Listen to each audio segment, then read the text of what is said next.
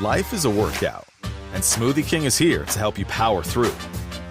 Whether you're grinding out bicep curls or muscling the couch across the living room, crushing morning miles, or sprinting through back-to-back meetings, Smoothie King has fuel to help you maximize your workouts, own your recovery, and elevate your game. Give your body the energy, protein, and power it needs with a lineup of delicious smoothies made to help you conquer your goals. Only at Smoothie King.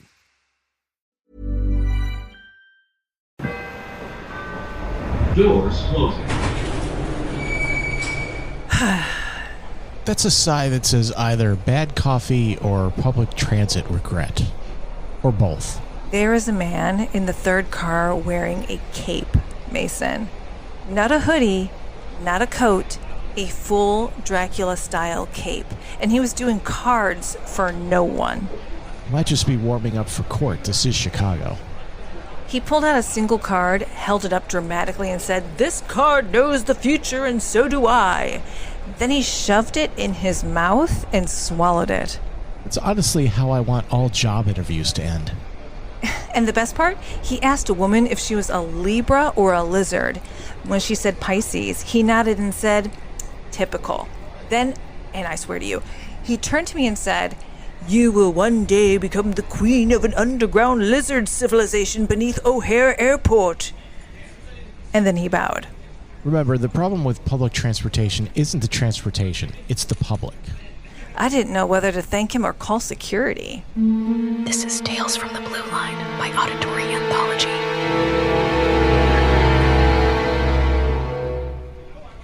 Well, speaking of knowing the future... Oh no, you're smiling.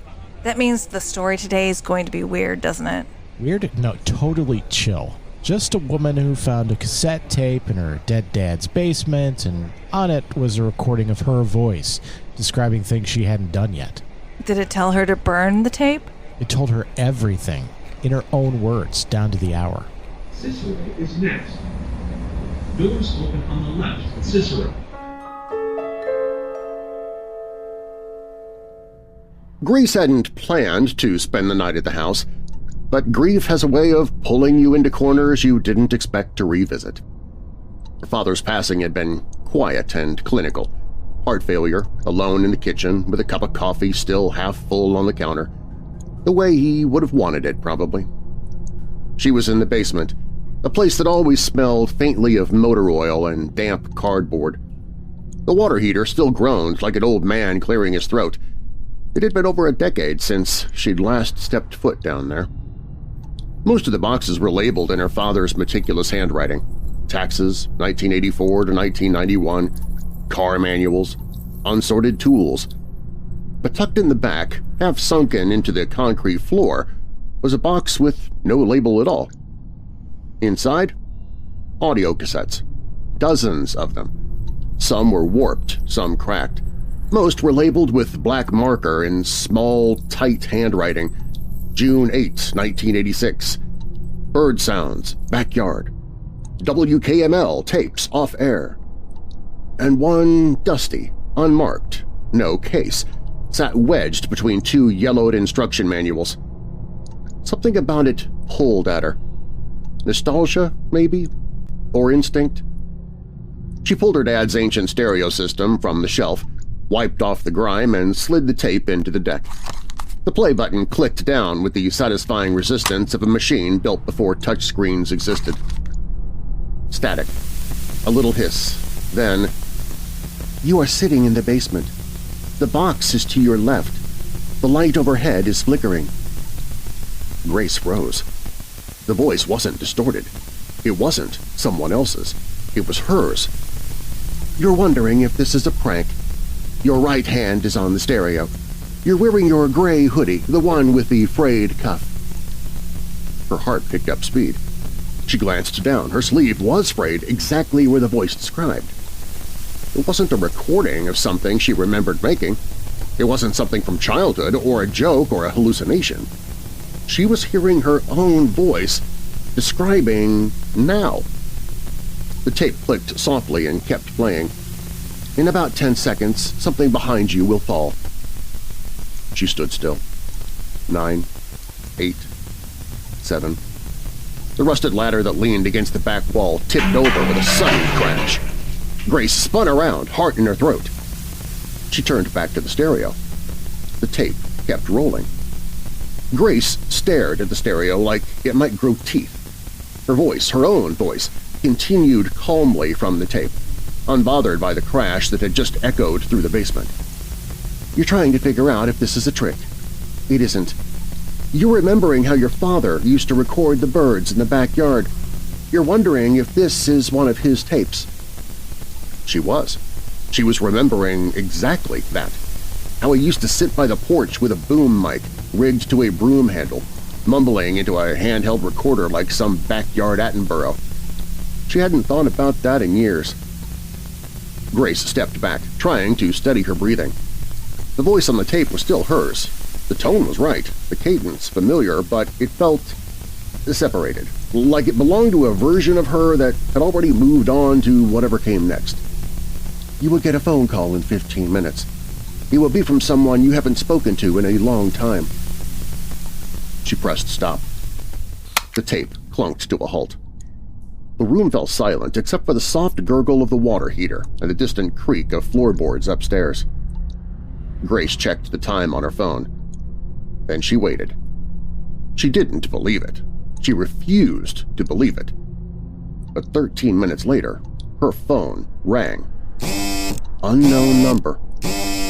She answered. Grace? She hadn't heard that voice in 6 years. Her ex, Nick, the one who'd moved to Portland, left no forwarding address and never answered another text. He was calling to say he'd had a dream about her dad, that he felt weirdly compelled to check in, that he was sorry for everything. She hung up, barely managing a goodbye. The tape had said it would happen, down to the minute. Grace hit play again. This is where it gets harder, the voice said. The tape will keep going. You don't have to listen, but you will. She reached for the eject button. You're reaching for the eject button. Her hand stopped halfway. Grace turned the stereo off. Not paused, off. She even unplugged it from the wall. But the feeling didn't leave. That quiet hum behind her thoughts. The sense that her future was already printed word by word somewhere just beyond her reach. She spent the night on the couch, every creak in the walls making her flinch. When she closed her eyes, she could still hear the voice, her voice, repeating calmly in the silence. You don't have to listen, but you will. The next morning, she brought the stereo upstairs and set it on the kitchen table. Daylight felt like armor. She sat with her hand resting on the power cord, watching it like it might start playing by itself. Eventually, curiosity won. She plugged it back in, pressed play. It's Saturday morning. The mug in your hand says, "World's okayest runner." You never ran a day in your life. She looked down. The mug was real, a gag gift from a coworker, long forgotten in the back of the cabinet. She didn't remember grabbing it, didn't remember pouring the coffee. The voice continued. You're going to drop it in 30 seconds. You'll curse and then you'll laugh. Grace set the mug down like it was made of nitroglycerin. She waited, hands off, no mistakes. 30 seconds passed. No crash. She exhaled slowly, triumphant, just enough to feel foolish. Then the cat, her dad's old tabby Marvin, jumped onto the table, knocked the mug sideways, and sent it tumbling to the floor. Coffee everywhere. She cursed. Then, almost against her will, she laughed. Not because it was funny, because the timing was exactly right. She looked at the stereo like it had eyes. You're wondering if the tape is reacting to you. It isn't. You're reacting to it. That's the difference. Her stomach turned. She skipped ahead, let the tape fast forward a full minute, then stopped it. Hit play. You will return to the basement. You will press stop. You will rewind.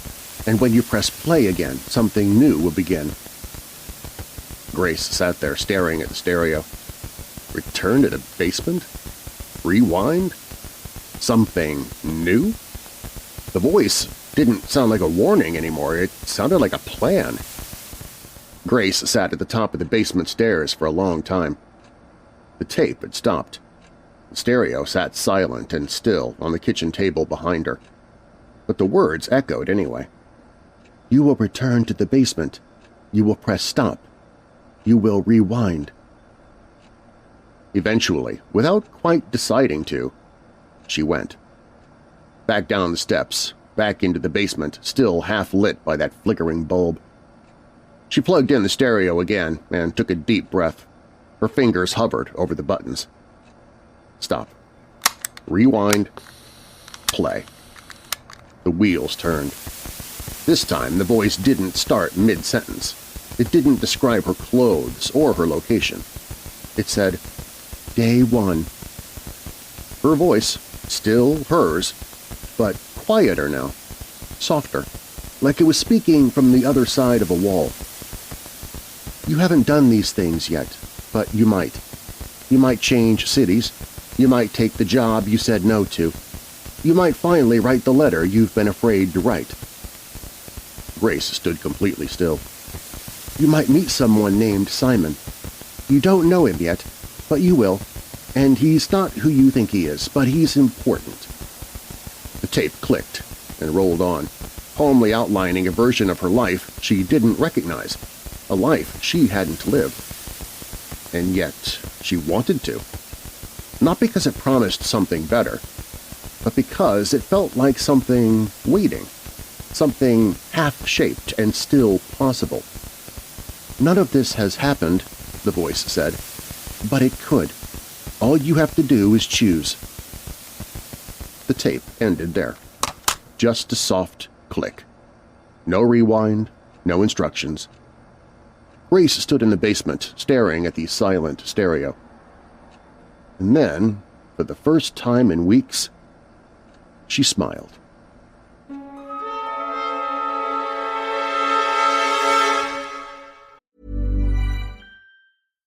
With McValue at McDonald's, you don't just get deals on the drinks. You get deals on McDonald's drinks. So when you're breaking a sweat, embrace the chill without breaking the bank. And when your crew is running on empty, keep your wallet full while refreshing the squad.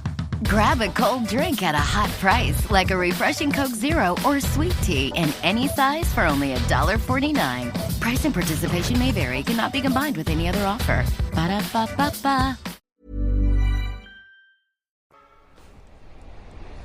Okay, hold on. She just played the tape and decided to live differently? That's the ending? Pretty much. Sometimes the most terrifying thing is realizing you still have choices. Yeah, but how did she know it wasn't manipulating her? Like, what if she just became the version on the tape?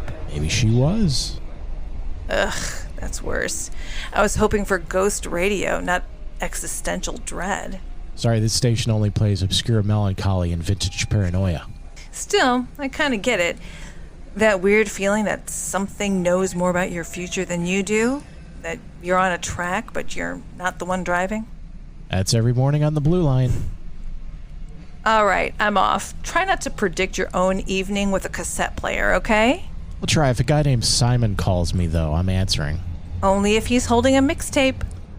Tales from the Blue Line by Auditory Anthology is written and produced by me, Keith Conrad. Your narrator is Darren Marlar. Be sure to check out Darren's award-winning paranormal podcast, Weird Darkness, available at weirddarkness.com and your podcast app of choice. If you have a story you'd like to contribute to this series, you can do so by visiting submissions.soundconceptmedia.com or just follow the link in the show notes. You can also support the show by subscribing to our new Substack at auditoryanthology.substack.com. By becoming a paid subscriber, you'll help keep the stories coming. You'll also get every single episode completely commercial-free, and now you can also vote on which story will feature in upcoming episodes.